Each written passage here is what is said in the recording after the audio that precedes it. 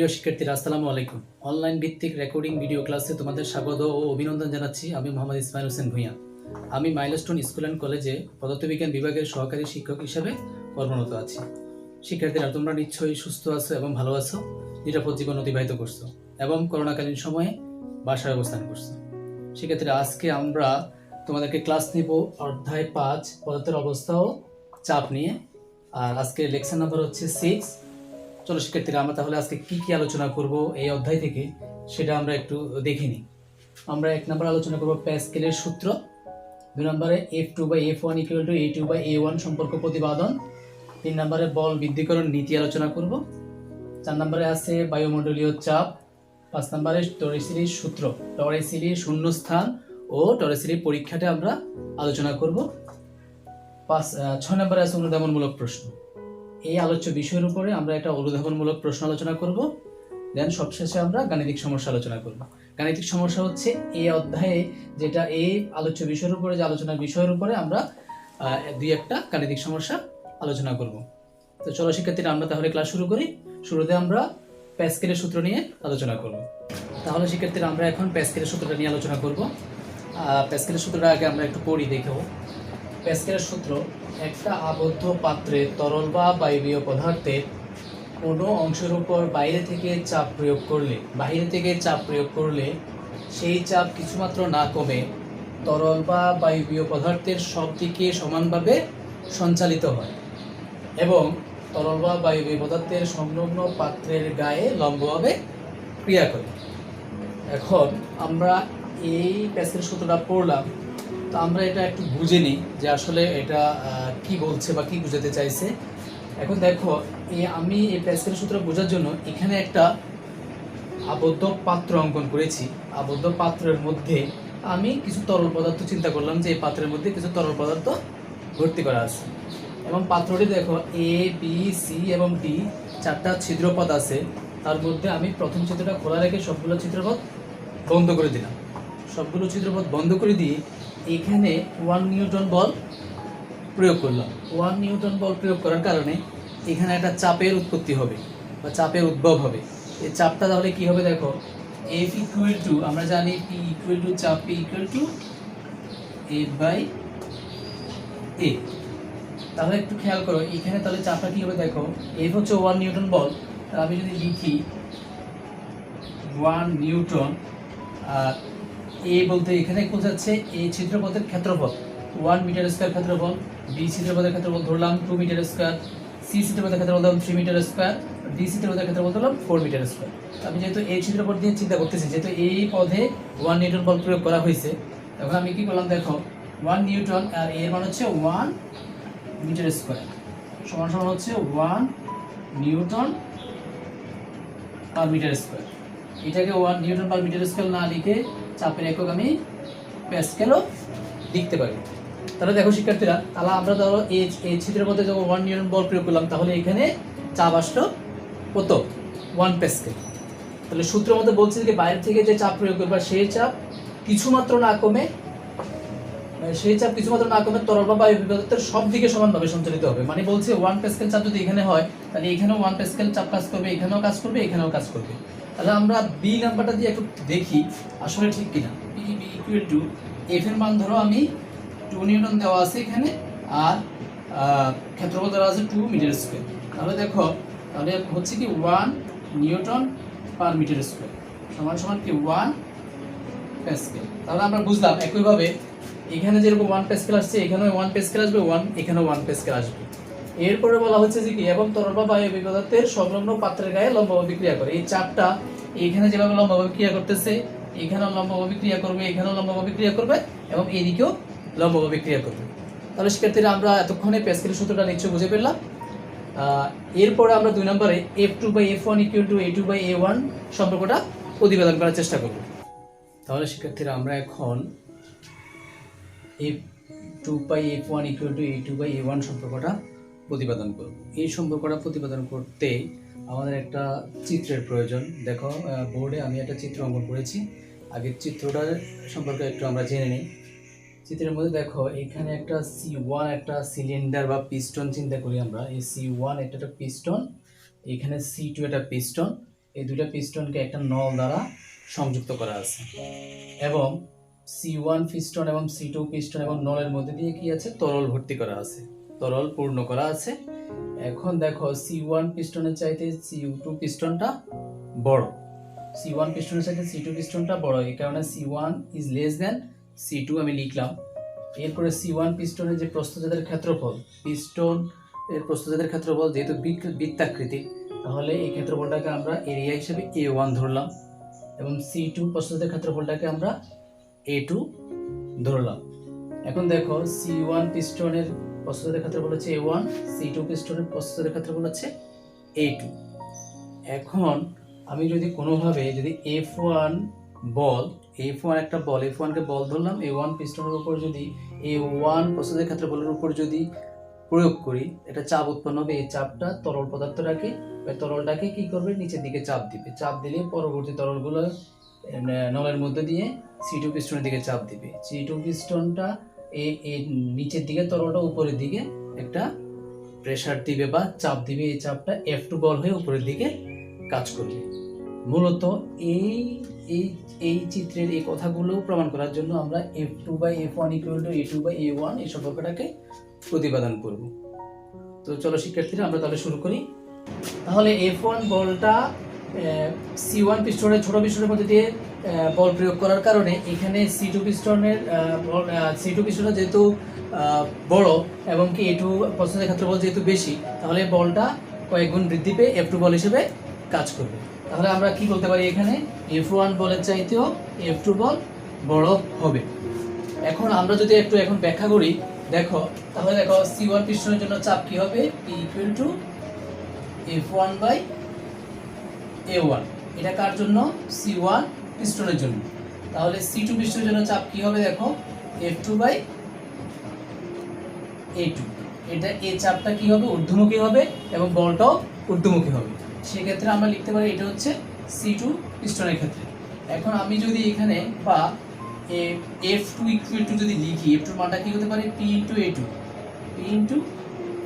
আমি শুরুতে বলছিলাম P দুইটা একই রকম থাকবে, কারণ হচ্ছে কি প্যাসকেলের সূত্রের মধ্যে বাহ্যিক যে চাপে প্রয়োগ করো না কেন সব দিকে সমানভাবে এই চাপটা থাকবে, একইভাবে থাকবে।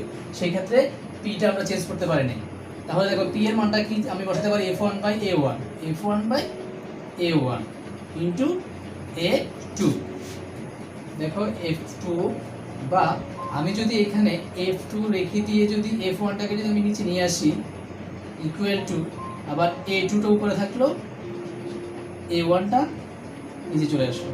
খুব সহজে দেখো যে আমরা F2/F1 = A2/A1 সূত্রটা প্রতিপাদন করতে পারি। এখন যদি এই C1 পিস্টনের ক্ষেত্রফল A1 দেওয়া না থেকে যদি তোমাকে যদি এখানে ব্যাসার্ধ দেওয়া থাকতো, যেহেতু বৃত্তাকার ব্যাসার্ধ দেওয়া থাকলো, এখানেও ব্যাসার্ধ দেওয়া থাকলো, সেই ক্ষেত্রে আমি কিভাবে সূত্রটাকে প্রমাণ করব। দেখো এখন এই ক্ষেত্রে দেখো যদি ব্যাসার্ধ দেওয়া থাকে, দেখো সুতরাং F2/F1 = তাহলে A2 হচ্ছে বৃত্তাকার, তাহলে A2 হচ্ছে এটা বৃত্তাকার ক্ষেত্রফলকে আমরা যদি সূত্র প্রয়োগ করি, তাহলে কি লিখতে পারি, πr2², যেহেতু A2 তাহলে r2², আর এখানে A1 এর ক্ষেত্রে πr1²। তাহলে এখন দেখো সমান বা F2/F1 = এই পাই যদি আমি বাদ দিয়ে দিই, তাহলে থাকলো কি r2/r1 a² দুইটাকে আমি যদি হোল স্কয়ার দিয়ে দিই, তাহলে আমরা এটা লিখতে পারি। তাহলে এটা কিভাবে লিখবো আমরা, যদি এখানে A1 এর পরিবর্তে বা A2 এর পরিবর্তে যদি ব্যাসার্ধ দেওয়া থাকে, যদি R1 বা R2 দেওয়া থাকে, সেক্ষেত্রে আমরা এই সূত্রটা প্রয়োগ করব। এখন যদি তোমাকে যদি বলা হয়ে থাকে যে R2 বা R1 এখানে ব্যাসার্ধ না দেওয়া থাকে, যদি ব্যাস দেওয়া থাকে, সেই ক্ষেত্রে তুমি কিভাবে সূত্রটা প্রমাণ করবে। আমরা এখন দেখো আমরা কিভাবে করব। এখন F2/F1 = আমরা জানি কি R2/R1 তার উপরে হোল স্কয়ার। এখন দেখো আমি যদি এইভাবে লিখি F2/F1 = R2 এর পরিবর্তে যদি D2/2 লিখি, কারণ আমরা জানি ব্যাসার্ধ হচ্ছে ব্যাসের অর্ধেক। এখন এখানেও যদি D1/2 লিখি তার উপর হোল স্কয়ার, সুতরাং আমরা লিখতে পারি F2/F1 = তাহলে A2 যদি বাদ চলে যায়, তাহলে D2/D1 এর হোল স্কয়ার আমরা এইভাবে লিখতে পারি। তাহলে শিক্ষার্থীরা একটু খেয়াল করছো তোমরা, আমরা একটা সূত্র থেকে আমরা কয়টা সূত্র বের করতে পারলাম? তাহলে আমরা f2/f1 = a2/a2 থেকে আমরা ইচ্ছা করলে f2/f1 = r2/r1 এর হোল স্কয়ার এটা করতে পারি। এরপরে যদি ব্যাসার্ধ না দিয়ে যদি ব্যাস দেওয়া থাকে তাহলে আমরা f2/f1 = d2/d1 এর হোল স্কয়ার আমরা এই সূত্রটাও ব্যবহার করতে পারি। তাহলে শিক্ষার্থীরা আমরা এখন বল বৃদ্ধিকরণ নীতি নিয়ে আলোচনা করব। বল বৃদ্ধিকরণ নীতিটা আমরা যে একটু আগে যে f2/f1 = a2/a1 সম্পর্কটা প্রতিপাদন করেছিলাম ওই সম্পর্কটা দিয়েই আমরা ব্যাখ্যা করতে পারবো। তো সেই জন্য আমাদের এই চিত্রটা আবারও লাগবে। তাহলে আমরা একটু পড়ি। দেখো, মনে করি দুটি তরল বা বায়বীয় পদার্থপূর্ণ পিস্টন পরস্পর সংযুক্ত করা আছে। দেখো, দুটি পিস্টন বায়বীয় পদার্থ দ্বারা একটা বায়বীয় পদার্থপূর্ণ কি আছে একটা নল দ্বারা সংযুক্ত করা আছে। একটি পিস্টন ছোট অপরটি বড়, C1 পিস্টনটা ছোট, C2 পিস্টনটা বড়।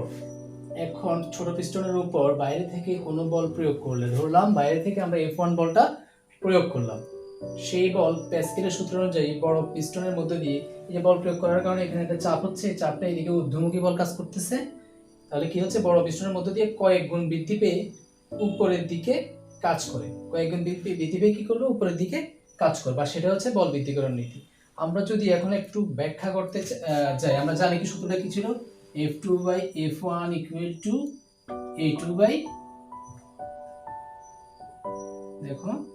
a2/a1, বা আমরা যদি f2 যদি চিন্তা করি, f2 = কি হচ্ছে a2/a1 * f1 টা এখানে গুণ হয়ে যাবে।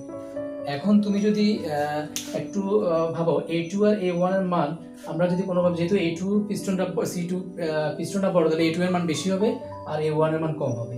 তাহলে এইটা a2/a1 এটা কোনোভাবে যদি এই মানটা যদি আমরা যদি 5 বা 10 পাই, ধরো 10 পাইলাম, 10 ইনটু মানে a2 এর আর a1 এর ভাগফল হচ্ছে 10 ইনটু f1, তাহলে সুতরাং f2 = কি হচ্ছে f1 এর 10 গুণ। তাহলে 5 গুণ হতে পারে, 2 গুণ হতে পারে, অনেক বেশি হতে পারে, 100 গুণ হতে পারে। তাহলে আমরা বুঝলাম যে f1 বলটা C1 পিস্টনের মধ্যে দিয়ে যখন চাপ প্রয়োগ করবে তখন f2 বলটা হবে কয়েক গুণ f1 এর তুলনায় কয়েক গুণ বৃদ্ধি পেয়ে যাবে, আর এটাই হচ্ছে বল বৃদ্ধিকরণ নীতি। তাহলে শিক্ষার্থীরা আমরা এখন আলোচনা করব বায়ুমণ্ডলীয় চাপ। দেখো, বায়ুমণ্ডলীয় চাপ আলোচ্য বিষয় 4 নম্বরে আছে। তো দেখো, আমরা বায়ুমণ্ডলীয় চাপ কাকে বলে আগে সেটা আলোচনা করি। বলা আছে, বায়ুমণ্ডল তার ওজনের জন্য ভূপৃষ্ঠে প্রতি একক ক্ষেত্রফলে লম্বভাবে যে পরিমাণ বল প্রয়োগ করে তাকে ওই স্থানের বায়ুমণ্ডলীয় চাপ বলে। এখন আমরা যদি একটু চিন্তা করি, ভূপৃষ্ঠে খানিকটা জায়গা চিন্তা করি 1 মিটার স্কয়ার ক্ষেত্রফলে, ধরো আমি এটা চিত্র অঙ্কন করেছি, দেখো এতটুকু দেখো, এটার দৈর্ঘ্য 1 মিটার, প্রস্থ 1 মিটার, তাহলে কি হচ্ছে ক্ষেত্রফল হচ্ছে 1 মিটার স্কয়ার। এটা হচ্ছে ধরো ভূপৃষ্ঠ, এটার উপরে ঠিক উপরে এই 1 মিটার স্কয়ার ক্ষেত্রফলের উপর মানে জায়গা নিয়ে বাতাসের যে স্তম্ভটা এই জায়গার উপরে কাজ করবে বা চাপ দিবে, সেটা হচ্ছে তোমার ওই বায়ুমণ্ডলীয় চাপ। আর 1 মিটার স্কয়ার ক্ষেত্রফলের উপরে ওই যেটুকু বাতাসের যে চাপ দিবে সেটা হচ্ছে, দেখো পৃথিবী পৃষ্ঠে বাতাসের এই চাপ 10⁵ নিউটন পার মিটার স্কয়ার অথবা 10⁵ প্যাসকেল। তাহলে বোঝা যাচ্ছে যে এটার উপরে বল প্রয়োগ করবে, তাহলে এই বাতাসের স্তম্ভটা এই ক্ষেত্রফলের উপরে 1 মিটার স্কয়ার ক্ষেত্রফলের উপরে কি করবে, 10⁵ নিউটন বল প্রয়োগ করবে। এই 10⁵ নিউটন বল থেকে কি আসবে, 10 নিউটন বল প্রয়োগ করবে, তাতে কি হচ্ছে কিসের উপর, 1 মিটার স্কয়ার ক্ষেত্রফলের উপরে, সেই কারণে এর উপরে কি 10⁵ প্যাসকেল চাপ কাজ করবে। এখন তোমরা চিন্তা করতে পারো যে সামান্য 1 মিটার স্কয়ার ক্ষেত্রফলের উপর যদি 10⁵ নিউটনের মতো এত বিশাল বল কাজ করে তাহলে তো বিশাল ব্যাপার। তাহলে আমাদের এই বডির উপরে যদি এরকম চাপ, বিশাল চাপ কাজ করে তাহলে তো আমাদের তো ধুমড়ে মুছতে যাওয়ার কথা, কিন্তু কেন আমরা এই চাপ অনুভব করি না?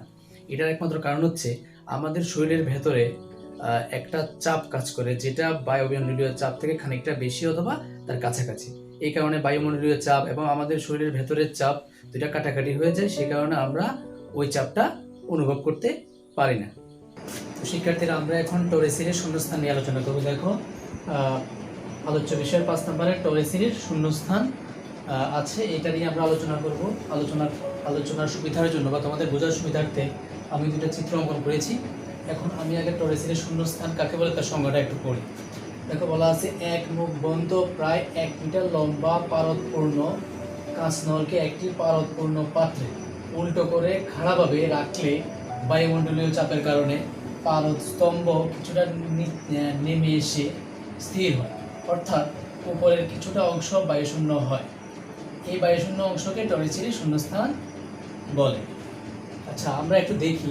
বলছে এক মুখ বন্ধ প্রায় 1 মিটার লম্বা পারদপূর্ণ কাঁচনল। দেখো এটা একটা কাঁচ নল, যদি চিন্তা করি এই কাঁচ নলের দৈর্ঘ্য হচ্ছে 1 মিটার। তাহলে এটা দেখো এক মুখটা পুরো টোটালি বন্ধ আর এক মুখটা আমরা খোলা রাখলাম। এই খোলা মুখ দিয়ে আমরা কি করলাম, এই কাঁচ নলটাকে পারদ দিয়ে ভর্তি করলাম, পারদ দিয়ে পূর্ণ করলাম, টোটালি পুরোটা পারদপূর্ণ আছে। এরপরে দেখো পারদপূর্ণ কাঁচনলটা একটি পারদপূর্ণ পাত্রে। এখন দেখো আর একটা পাত্র চিন্তা করো, এই পাত্রটা এটা একটা পাত্র, এখানেও কি পারদ ভর্তি করা আছে, পারদপূর্ণ আছে। পারদপূর্ণ পাত্রে বলছি কি উল্টো করে খাড়াভাবে রাখলে এই কাঁচনলটাকে আমি কি করলাম, উল্টো করে দেখো এই পাশটুকু নিচে রাখলাম আর এটাকে উল্টো করে উপরের দিকে রাখলাম। উপরের দিকে খাড়াভাবে রাখলে বলছি কি বায়ুমণ্ডলীয় চাপের কারণে পারদ স্তম্ভ কিছুটা নিচে নেমে আসে। এই যে পারদটা তো টোটালি ভর্তি ছিল, এটাও ভর্তি। এটাকে যখন এবার খাড়াভাবে রাখলাম, কিছুক্ষণ ওয়েট করলে দেখা যাবে বা কিছুক্ষণ অপেক্ষা করলে দেখা যাবে এই পারদগুলো আস্তে আস্তে কি করলো, এই যে কিছুদূর নিচে নেমে আসলো, কিছুদূর নিচে নেমে আসলো। নিচে নেমে এসে ধরো এতটুকু নিচে নেমে এসে এটা কি হলো, এতটুকু নিচে নেমে এসে এটা স্থির হয়ে গেল। দেখো বায়ুমণ্ডলীয় চাপের কারণে পারদস্তম্ভ কিছুটা নিচে নেমে এসে স্থির হয়, এখানে স্থির হয়ে গেল, অর্থাৎ উপরের কিছুটা অংশ বায়ুশূন্য হয়। এইটুকু অংশ কি হলো, পারদ নাই, পারদ নিচে নেমে গেল, আর এটুকু বায়ুশূন্য হলো। এই বায়ুশূন্য স্থানটাকে দেখো বলছি কি এই বায়ুশূন্য অংশকে আমরা টরিসিলির শূন্যস্থান বলবো। তাহলে এই অংশগুলোকে আমরা টরিসিলির শূন্যস্থান বলবো। এখন দেখো এইটু নিচে নেমে আসলো, কতটুকু নিচে নামলো। এখন বিজ্ঞানী টরিসিলি এটা পরীক্ষা করে দেখলেন যে এতটুকু যতটুকু নিচে নামছে এটাকে মেপে দেখলো 76 সেন্টিমিটার। এতটুকু উচ্চতা, যতটুকু পর্যন্ত পারদস্তম্ভ আছে ততটুকু উচ্চতা হলো 76 সেন্টিমিটার, আর যতটুকু খালি হলো এতটুকু হচ্ছে 24 সেন্টিমিটার। আবার বলছি দেখো, বলছি কিছুটা অংশ বায়ুশূন্য হয়, একটু অংশ বায়ুশূন্য হয়েছে, এটাকে আমরা কি বলবো, টরিসিলির শূন্যস্থান। টরিসিলির শূন্যস্থান কেন বলবো, এই পরীক্ষাটা বিজ্ঞানী টরিসিলি করেছেন বিধায় তার নাম অনুসারে এটাকে আমরা টরিসিলির শূন্যস্থান বলবো। এমন বলছি কি, তবে এটি একেবারে শূন্য নয়, এতে সামান্য পরিমাণ পারদ বাষ্প থাকে। অর্থাৎ এটা যে নিচে নেমে এসে বায়ুশূন্য হলো, আসলে এটা মানে মূলত বায়ুশূন্য নয়, টোটালি শূন্য নয়, এখানে কিছুটুকু কি আছে, সামান্য পারদ বাষ্প থাকে, সামান্য পারদ বাষ্প থাকে। তাহলে আমরা বুঝলাম টরিসিলির শূন্যস্থান থেকে যে একটি কাঁচনলকে পুরো পারদ বাষ্প দ্বারা যদি পূর্ণ করা হয়, এটাকে যদি উল্টোভাবে রেখে উল্টোভাবে এবং খাড়াভাবে রেখে যদি কিছুক্ষণ চিন্তা দেখি আমরা, তাহলে দেখবো যে কি এই পারদস্তম্ভটুকু নিচে নেমে এসে কিছুদূর নেমে এসে এটা স্থির হয়ে গেল, এখানে খালি হয়ে গেল, এটা বায়ুশূন্য স্থান বলা হয়। এই বায়ুশূন্য স্থানকে আমরা টরিসিলির শূন্যস্থান বলবো, কিন্তু মূলত এটাকে টোটালি বায়ুশূন্য বলা হয় না, এটা সামান্য পরিমাণ এখানে কি থাকে, পারদ বাষ্প থাকে। তাহলে শিক্ষার্থীরা আমরা ইতিমধ্যে টরিসিলির শূন্যস্থান এবং কি এটা পরীক্ষার সাহায্যে এটা ব্যাখ্যা করতে সক্ষম হলাম এবং নিশ্চয়ই তোমরা খুব ভালোভাবে বুঝতে পারছো। প্রিয় শিক্ষার্থীরা, আমরা এখন অনুধাবনমূলক প্রশ্ন আলোচনা করব। এই অনুধাবনমূলক প্রশ্নটা আলোচিত বিষয়ের উপরে সম্পর্কিত। দেখো অনুধাবনমূলক প্রশ্নটা হচ্ছে, আমরা পড়ি একটু, বেশি উচ্চতায় উঠলে শ্বাস প্রশ্বাস নিতে কষ্টকর কেন? এই প্রশ্নটা পড়ার আগে বা বোঝানোর আগে আমি তোমাদেরকে একটা কথা বলি। আমরা দেখছি বা জানি যে পর্বত আরোহীরা যখন পর্বতে আরোহণ করে, উঁচু পর্বতে বা এভারেস্টের মতো পর্বতে, তখন তারা অক্সিজেন সিলিন্ডার নিয়ে পর্বতে আরোহণ করে। তার কারণটা কি? তার কারণটা হচ্ছে পর্বতের উপরে অক্সিজেনের স্বল্পতা দেখা যায়, সে অক্সিজেনের স্বল্পতা দেখা দেয় এবং বায়ুর চাপ কম থাকে, সেই কারণে তারা অক্সিজেন সিলিন্ডার নিয়ে উপরে ওঠে। এখন দেখো আমরা এই প্রশ্নের সাথে ওই কথাগুলোর মিল আছে কিনা একটু খেয়াল করো। বায়ুমণ্ডলীয় চাপ নির্ভর করে বায়ুমণ্ডলের উচ্চতা ও বায়ুর ঘনত্বের উপরে। ভূপৃষ্ঠ থেকে যত উপরে উঠা যায় বায়ুমণ্ডলে বাতাসের ঘনত্ব তত কম হয়, অর্থাৎ ভূপৃষ্ঠ থেকে যত উপরে উঠবা বায়ুমণ্ডলে বাতাসের ঘনত্ব তত কমে যাবে, অত বায়ুমণ্ডলীয় চাপটা কমে যাবে। তাই উচ্চতা বৃদ্ধির সাথে সাথে বায়ুমণ্ডলীয় চাপ কম হয়। বায়ুর চাপ কম এবং আমাদের শরীরের ভেতরের চাপ বেশি হওয়ার কারণে, আমরা তো তোমরা নিশ্চয়ই জানো, আমরা পড়েছি আমাদের শরীরের চাপটা বায়ুমণ্ডলীয় চাপের চেয়ে খানিকটা বেশি। সেই কারণে কি হচ্ছে, আবার যখন বায়ুমণ্ডল থেকে উপরের দিকে উঠবা তখন কি হবে, বায়ুমণ্ডলের চাপ আরো কমতে থাকবে। তখন শরীরের চাপ তো বেড এমনিতেই বেশি আছে, তো বায়ুমণ্ডলের চাপ কম, শরীরের চাপ বেশি, এই দুইটা ইনব্যালেন্স হওয়ার কারণে কি হচ্ছে, বেশি উচ্চতায় শ্বাস প্রশ্বাস নিতে কষ্ট হয়। প্রিয় শিক্ষার্থীরা, আমরা এখন গাণিতিক সমস্যা নিয়ে আলোচনা করব, অর্থাৎ আমাদের ক্লাসে প্রায় শেষ পর্যায়ে চলে এসেছি আমরা। এখন দেখো, দুইটা গাণিতিক সমস্যার মধ্যে আমরা প্রথমটা একটু দেখি। এখানে বলা আছে একটি হাইড্রোলিক প্রেসে ছোট ও বড় পিস্টনের ক্ষেত্রফল যথাক্রমে 5 সেন্টিমিটার স্কোয়ার ও 25 সেন্টিমিটার স্কোয়ার। ছোট পিস্টনে 100 নিউটন বল প্রয়োগ করলে বড় পিস্টনে কত বল পাওয়া যাবে। আমরা দেখো, আমরা এটা কি কি দেওয়া আছে আগে আমরা সেটা লিখে নিই।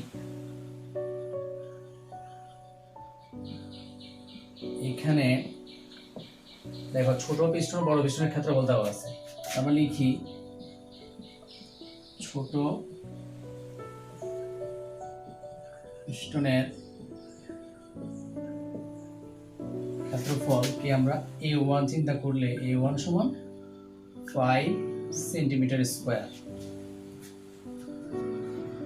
এখন বড় পিস্টনের ক্ষেত্রফল আমরা যদি A2 ধরি, A2 দেওয়া আছে কত, 25 সেন্টিমিটার স্কোয়ার। এরপরে দেখো, ছোট পিস্টনে 100 নিউটন বল প্রয়োগ করলে, তাহলে ছোট পিস্টনে বল প্রয়োগ করা হয়েছে কত, ছোট পিস্টনে প্রযুক্ত বল, আমি যদি এটাকে F1 ধরি তাহলে 100 নিউটন। বড় পিস্টনে প্রযুক্ত বল F2 ইকুয়াল টু কত, মানে ওয়াট, আমাদেরকে সেটা বের করতে হবে। তো সেক্ষেত্রে আমরা জানি, দেখো আমরা আজকের লেকচার থেকেই আমরা শিখেছিলাম, কি শিখেছিলাম, F2 by F1 equal to A2 by A1, বা আমি যদি F2 বের করতে হয় তাহলে আমাদেরকে করতে হবে কি, A2 বাই A1 ইন্টু F1টা এখানে গুণ করে ফেলতে হবে। দেখো শিক্ষার্থীরা, তাহলে আমরা A2 এর মান হচ্ছে 25 সেন্টিমিটার স্কোয়ার আর A1 এর মান হচ্ছে 5 সেন্টিমিটার স্কোয়ার ইন্টু F1 এর মান ছিল 100 নিউটন।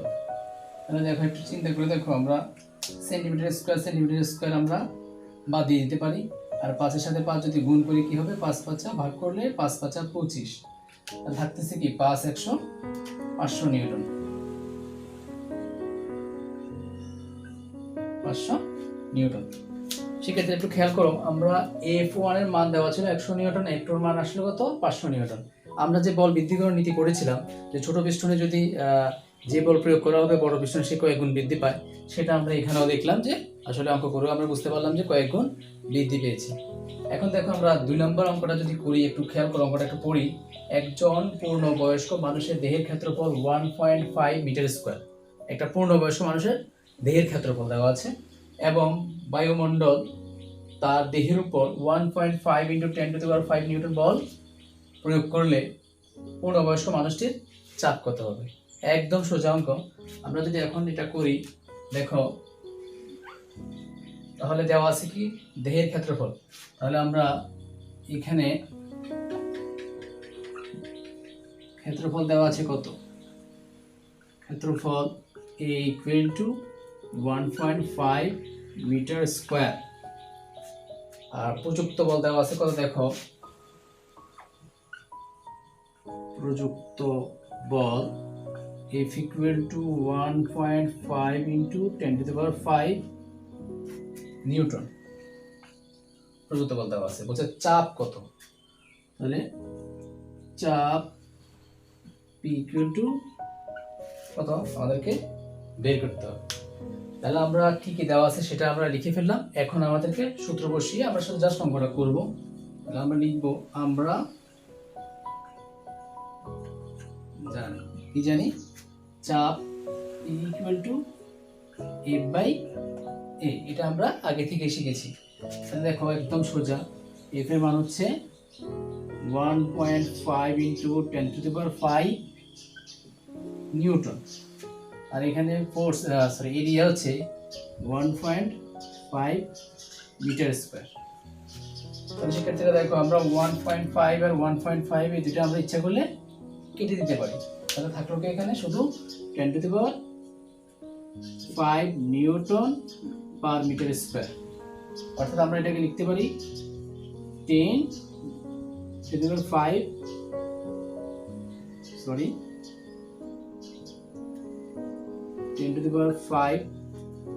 প্যাসকেল। তাহলে সেক্ষেত্রে দেখো আমরা দুইটা অঙ্ক করে ফেললাম, খুবই সহজ, এবং কি আমাদের আলোচনার উপরে যে অঙ্কগুলো মানে আলোচনার সাথে সম্পৃক্ত, আমরা দুইটা অঙ্ক করলাম। তোমরা নিশ্চয়ই বুঝতে পারছো পুরো ক্লাসটা। এখন ক্লাসের শেষ পর্যায়ে চলে আসছি। তোমরা ভালো করে ক্লাসটা মনোযোগ দিয়ে দেখবে এবং কোনো সমস্যা হলে তোমাদের সাবজেক্ট টিচারকে জিজ্ঞাসা করবে এবং ওনার থেকে বুঝে নিবে। তো আজকে এই পর্যন্তই। সবাই ভালো থাকবে, সুস্থ থাকবে, নিরাপদ জীবন অতিবাহিত করবে। আল্লাহ হাফেজ।